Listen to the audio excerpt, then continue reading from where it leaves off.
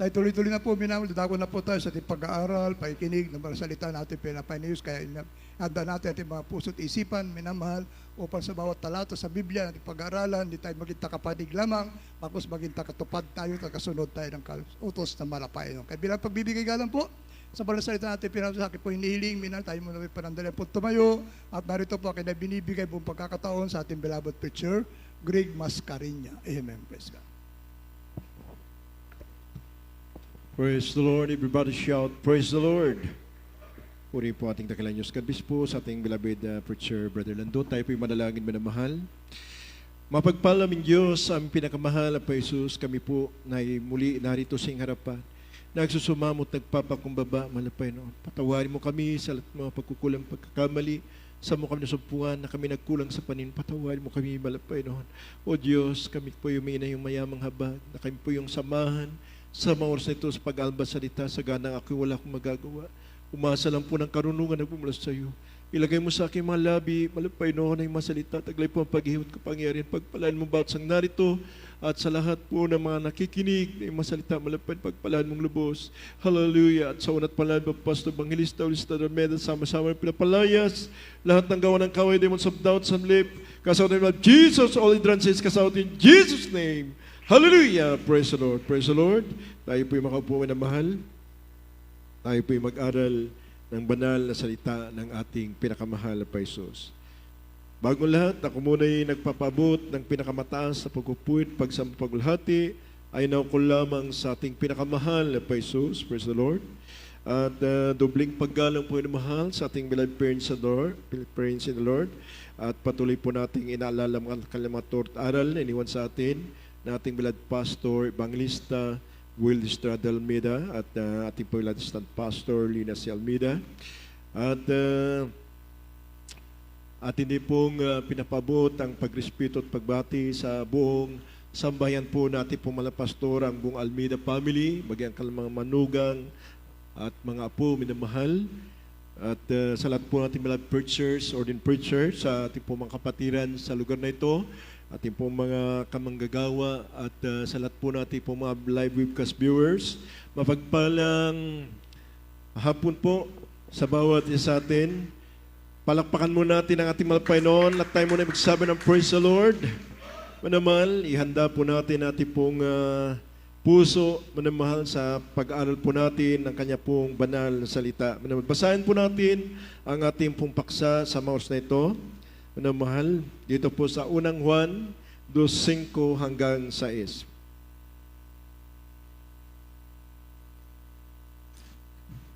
Dito po sa unang Juan Kapitulo 2, talata 5 hanggang 6. Natapot ang sino man tumutupad ng kanyang salita, tunay na sa kanya ay nag-isakdal ang pag-ibig ng Diyos, dahil dito'y nalalaman natin tayo nasa kanya. Ang nagsasabi siya'y nananahan sa kanya, ay nararapat din naman lumakad na gaya ng inilakad niya. Amen. Amen. At tayo muna magsabi ng Amen. Praise the Lord. Puri ating dakilang Diyos. God bless you po sa ating beloved preacher, Brother Lando. Ang Diyos po magpala sa mga salita ng ating dakilang Diyos na ating pong pag-aralan sa araw na to. Minamahal, praise God. At ating pong pamagatan, minamahal, ang ating paksa, running the race. Minamahal, God. Tumatakbo sa karira. Alam niyo po, minamahal, ang lahat po ng tumatakbo sa karira, minamahal, ay naghahangad po na manalo. Amen? At alam naman po natin na hindi lahat ng tumatakbo, minamahal, ay nakakarating sa finish line. Hindi po lahat na tumatakbo. Minsan, minamahal, napapagod, pag hinapo na, hindi na magpapatuloy yan. Ganyan po, minamahal, ang nakikipaglaban, malas God, tumatakbo sa karira, minamahal. Pag napagod, minamahal, hindi naman ang magpapatuloy. Pero minamahal, sa mga katulad ng mga mananampalataya, yung tunay na naghahangad na manalo, minamahal, nandun po yung kanila pong pagsisikap. Naroon po yung kanilang pagtitiis. Amen? Alam niyo po, minsan mga manlalaro, madaling araw pa lamang gumigising na po yan upang sanayin ang kanilang katawan para maging ito'y maging malakas. Para pagdating doon sa panahon na kanila pong pakipagtunggali, manamahal, malalaman nila na makakaya nilang makarating sa finish line. Amen? Hindi po yan nagpapabaya, minamahal. Inaalis niya yung mga bagay na makapag-ihina sa kanyang katawan. Yan po, manahal God, ang mga mananakbo o yung mga nakikipagtunggali, manahal God, sa mga palaruan. Naroon po yung kanila pong disiplina sa kanilang sarili. Amen. Everybody shout, praise the Lord. Sinabi nga ng talatang ito, nating nabasa, natapwat ang sino mang tumutupad ng kanyang salita, tunay na sa kanya naging sakdal ang pag-ibig ng Diyos. Dahil dito'y nalalaman nating tayo'y nasa Kanya. Alam niyo po na mahal, hindi po lahat ng sinabi ko nga na tumatakbo ay makakarating sa finish line. Ganyan din po ang mga mananampalataya, ikaw ang makakaalam niyan. Amen? Kasi ang banal na Espiritu, minamahal God, ng ating dakilang Diyos, Lord God, ay nasa atin. Pero kung wala ka ng Espiritu ng Diyos, wala ka ng conviction, minamahal God, saliksikin mo na yung sarili kung ikaw ay nasa Diyos pa. Baka ikaw ay tinakwil na. Kaya mapapalit nga po, minamahal, yung mga Kristiyano minsan napapalo, pinapalo ng ating dakilang Diyos. Sapagkat ayaw ng Diyos, manahal God, na sila po'y mapahamak. Pero pag ikaw, manamahal, ay hindi na po'y tinutuwid ng ating dakilang Diyos, manamahal, mahirap po yan. Amen?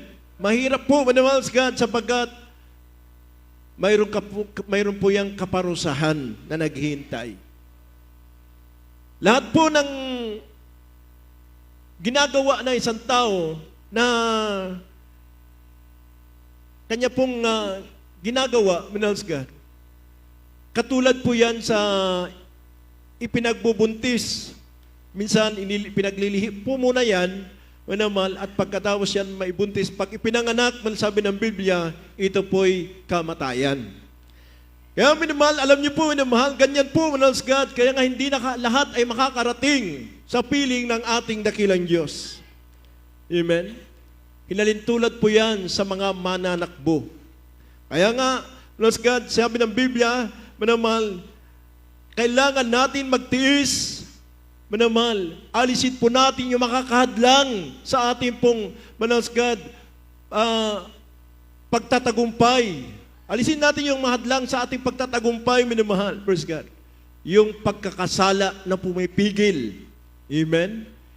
Kung sa mga manlalaro, manahal God, alisin muna nila yung kanila pong mga makakahadlang sa kanilang kalakasan.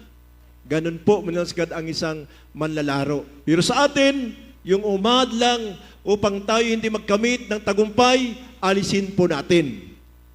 Amen? Basahin po natin, Hebreo 12:1 hanggang 2. Dito po sa Hebreo, Kapitulo 12, talatang 1 hanggang 2. Kaya't yamang nakukubkub tayo ng makapal na bilang ng mga saksi. Itabi namang walang liwag ang bawat pasan at ang pagkakasalang pumipigil sa atin. At ating takbuhing may pagtitiis ang takbuhing inilagay sa harapan natin.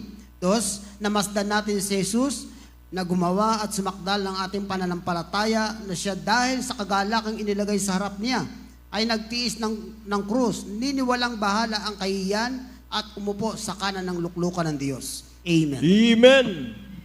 Dapat ang isang mananampalataya, minamahal, kung katulad sa manlalaro, nakapokus sila sa kanilang kalusugan, minamahal, ganun din po ang mga mananampalataya, nakapokus sila, manahal God, yung kanilang paningin doon sa piling ng ating dakilang Diyos. Amen? Kasi ang target po natin, normal yung makarating tayo sa finish line, doon sa piling ng ating malapay noon. Kaya nga sabi dito sa talatang ito, kaya't yamang nakukubkub tayo ng makapal na bilang ng mga saksi, itabi daw natin yung itabi namang walang liwag ang bawat pasan, at ang pagkakasalang po ipigil sa atin. Na po na mahal, itabi daw natin, iwaksi natin yan. Yung mga pagkakasala na yan, kasalanan na yan, Manolos God, na siyang pipigil sa atin, Manolos God, upang hindi natin tamuhin si Kristo. Amen? Anong sinabi? At ating takbuing may pagtitis, ang takbuing inilagay sa harapan natin. Manolos God, bilang mananampalataya, minamahal, kung saan ka tinawag ng Diyos, Manolos God, dun ka magsisikap. Yung tungkulin mo na yan, Manolos God, yan po ang tiisin mo, gawin mo, ministeryo mo po yan. Amen? Kaya naman, huwag kang magbabago diyan. Katulad namin, lamang manggagawa, ito ang tungkulin namin, ministeryo namin. Manolos God, na araw-araw kami ay magpupuri. Amen? Hindi namin saklaw yung inyong tungkulin. Kasi ang tungkulin nyo, Manolos God, maghanap buhay, dadalo sa gawain. Ganyan po ang tungkulin nyo. Pero kami naman manggagawa, minimal, tungkulin namin magpuri sa ating dakilang Diyos araw-araw. Amen? Everyone shout, praise the Lord. Kaya minimal, sabi nga dito, looking unto Jesus, the author and the finisher of our faith. Dapat nakapokus tayo doon. Manolos God, sa nangako. Amen? Sabi nga dito, minamahal, na siya ang sumakdal sa ating pananampalataya, na siya dahil sa kalagalaking inilagay sa harapan niya ay nagtiis ng cross. Praise God. Alam niyo po, minamahal, we are like Christ. Amen? Kung paano nagtiis si Kristo, minamahal, ating dakilang Diyos, praise God, upang batahin niya, minamahal, yung hirap sa cross ng Kalbaryo, sapagat nais niya. Amen? Ang nais niya, ihangad niya, minamahal, praise God, na ang tao'y, Manolos God, siya po ay maligtas. Amen? Kaya nga, niwalang bahala niya ang kahiyan. Lahat po, Manolos God, ng pag-aalimura, lahat na mga gawa ng mga bagay na makakahadlang sa kanya pong, Manolos God, layunin, minamahal, isinantabi niya. Amen? Ganun po tayo, minamahal, Manolos God. Lahat na makakahadlang sa ating pagkamit ng tagumpay, minamahal, iwaksi natin. Amen? Everyone shout, praise the Lord. Minamahal, praise God. Sabi nga, minamahal, basahin po natin yung 1 Peter 4:1.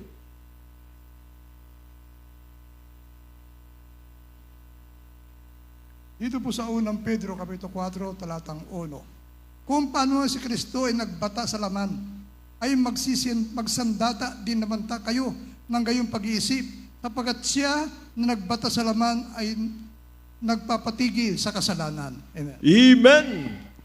Everyone shout, praise the Lord.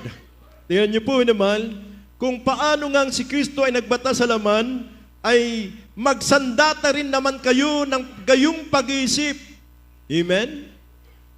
O, yan din ito po ang ating gagawin, minamahal, God. Hindi naman po natin kayang tiisin yung sakripisyo ng ating dakilang Diyos. Iba naman po yung ating tiisin. Minamahal,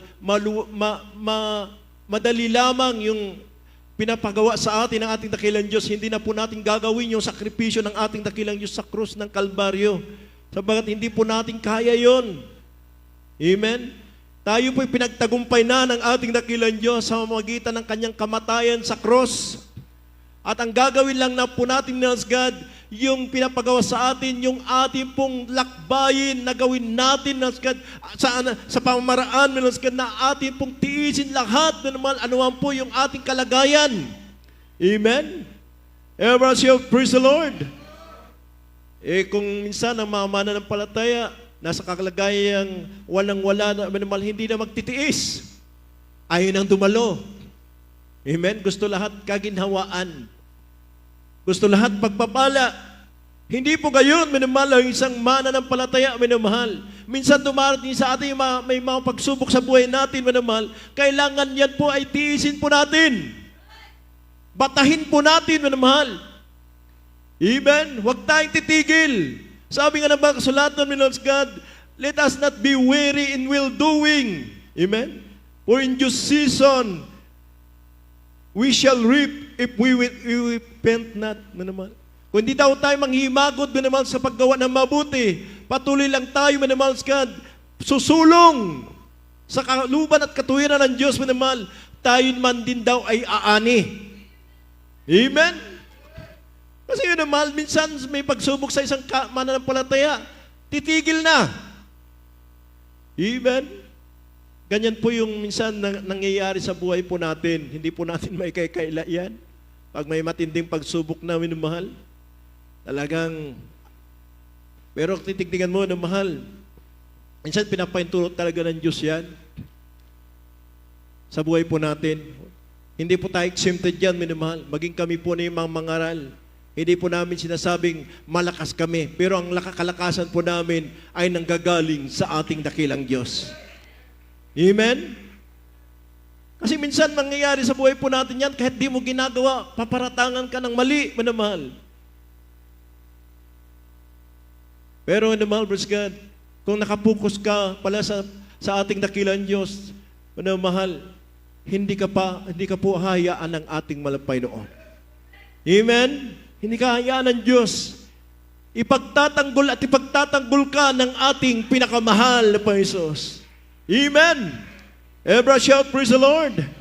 Kaya bilang isang mananakbo, minamahal, praise God, lagi natin i-check, minamahal, praise God, yung kalagayan po natin. Minsan nga, yung timbang tinitignan ng mga manlalaro, yung kanila pong bigat.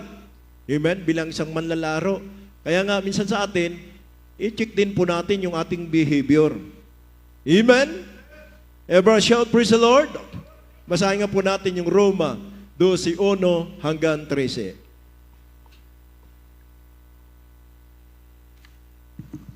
Dito po sa Roma